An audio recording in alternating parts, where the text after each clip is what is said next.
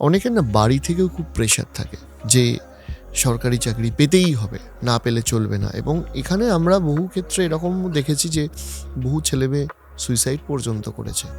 যেটা আপনি বললেন, এই প্রেশারাইজেশন, এই ব্যাপারটা না কিন্তু পারফরমেন্সটাকে ডিটোরিয়েট করে, বা যে একটা পারফরমেন্স প্রেশার যেটাকে বলে, যে না হলে কি হবে, সেইটা যদি মন থেকে দূর হয়ে যায় তাহলে পারফরমেন্স ইমপ্রুভ করে।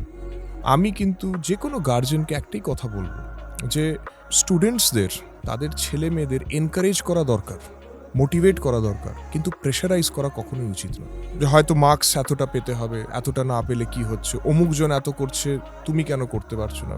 প্রত্যেক লোকের যে নিজস্ব এবিলিটি, সেটাকে ডেভেলপ করানোর জন্য যা করার সেটা করার দরকার আছে।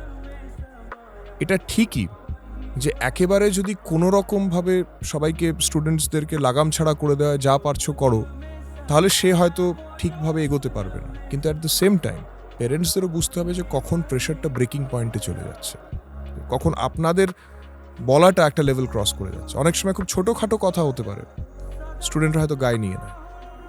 এটা আমরা পুলিশ সার্ভিসে দেখেছি অনেক সময়, খুব কিছু কিছু এক্সট্রিমলি ট্র্যাজিক কেসেস আসে, আর যখন ঘটনাটা ঘটে যায় তখন বাবা মার কান্না আর থামে না, কিন্তু দেন ইটস টু লেট।